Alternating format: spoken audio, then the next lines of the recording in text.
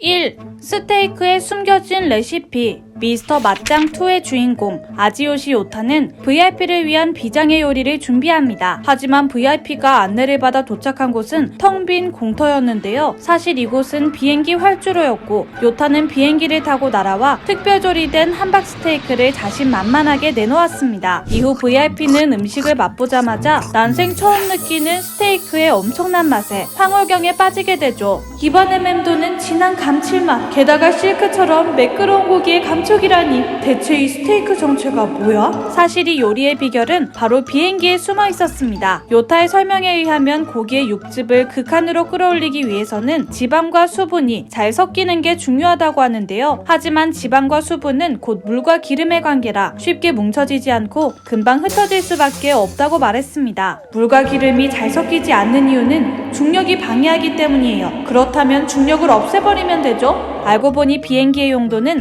신선한 재료로 만든 요리를 빠르게 배달하기 위해서가 아니라 조리 과정을 무중력 상태로 만들려는 목적이었습니다. 이를 위해 요타는 하늘을 나는 비행기 안에서 스테이크를 만들었고 그 결과물이 바로 이 무중력 스테이크인 것이죠. 결국 이 황당한 장면은 미스터 초밥왕 작가의 무리수라는 제목으로 인터넷에 퍼지며 많은 사람들에게 웃음을 주었습니다. 2. 테니누의 왕자. 테니스의 왕자는 메이저, 더 파이팅 등과 어깨를 나란히 한 21세기 최고의 스포츠 만화입니다. 하지만 현재는 과거의 영광을 도저히 찾아볼 수 없을 정도로 충격적인 전개의 연속이라고 하는데요. 초사이어닌 모드와 비슷한 천의 무봉, 라켓을 휘둘러 공간을 없애 공을 멈추게 만드는 기술인 블랙홀, 악마로 각성의 신체 능력을 향상시키는 데비라 등 서로의 필살기를 자랑하는 테니스판 드래곤볼이 되어버린 것이죠. 하지만 이것은 시작에 불과했습니다. 이후 주인공 일행은 청소년 국가대표에 선발되어 전 세계에 있는 최정상급 선수들과 경기를 하게 되는데요. 라켓으로 코트 위에 그림을 그려 상대방을 현혹시키는 프랑스의 아트 테니스, 이걸 수면 상태로 받아치는 일본팀, 그리고 거인화 능력을 사용하는 독일 선수까지 등장합니다. 심지어 분신을 만들어내 4대2 대결을 펼치거나 상대방이 승리하는 미래를 빼앗는 등 상상을 뛰어넘는 무리수가 계속해서 나왔죠. 결국 작가조차도 이제 스토리가 어떻게 진행될지는 나도 알 수가 없다 라며 사실상 포기를 한 상태인데요. 이미 팬들도 이건 도저히 테니스 만화라고 볼 수 없다, 유사 테니스라는 의미로 테니누 만화라고 부르자 라며 체념하고 있는 상태라고 합니다. 이외에도 조각상 같은 외모를 가진 그리스 대표, 2개의 라켓을 사용하는 이도류 등 계속해서 수많은 무리수 설정이 이어지며 다른 의미로 전설을 써내려가고 있습니다. 3. 판타지 만화 코난.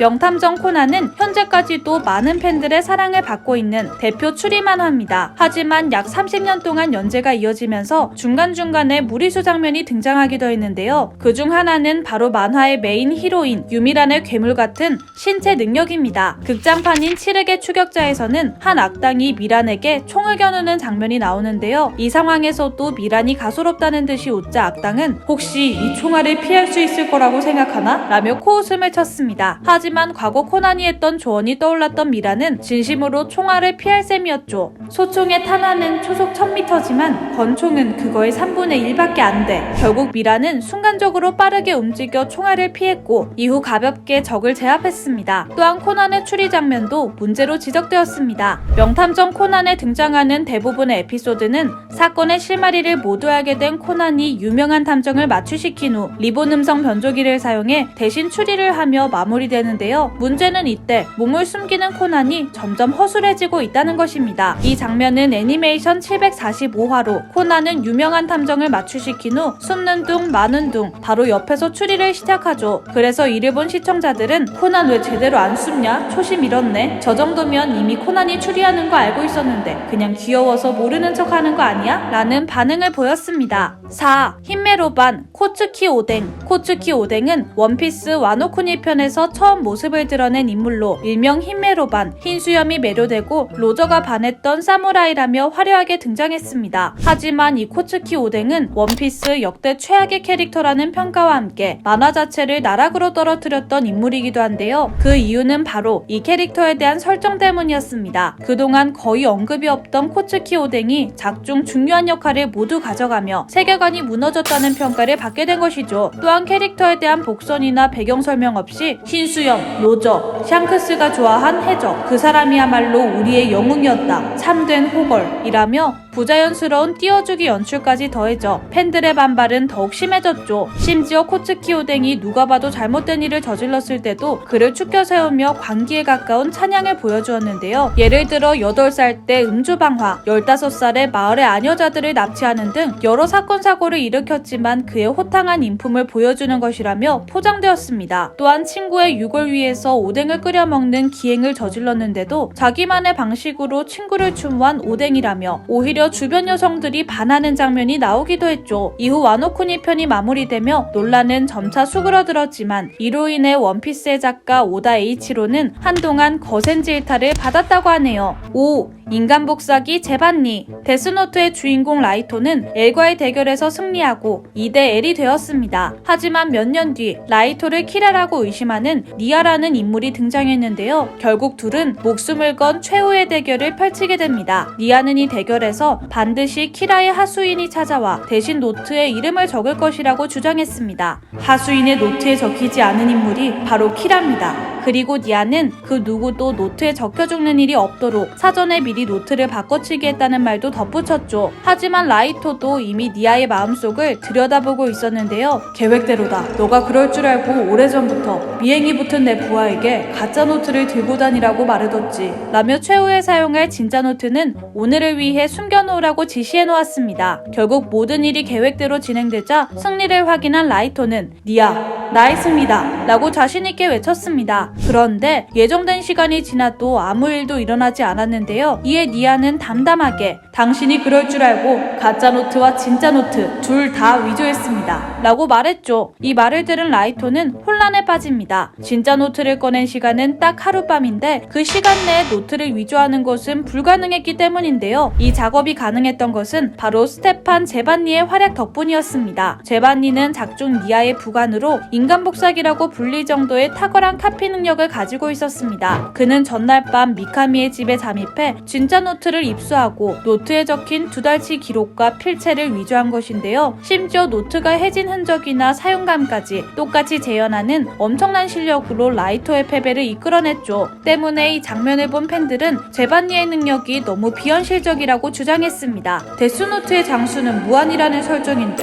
그걸 어떻게 하루 만에 똑같이 만드냐? 치열한 두뇌 싸움을 보여주는 만화가 제반니 때문에 그냥 유능한 부하 싸움이 돼버렸다. 이후 이 인물이 너무 무리수였다는 주장을 의식한 것 때문일까요? 결국 데스노트 실사판에서는 위주얼 노트의 분량은 하루치였고 승리감에 취한 라이토가 방심했다는 현실적인 결말로 바뀌게 되었습니다. 오늘의 이야기 흥미로우셨다면 구독과 좋아요 부탁드려요. 저는 다음에 더 흥미로운 이야기로 찾아뵐게요. 안녕.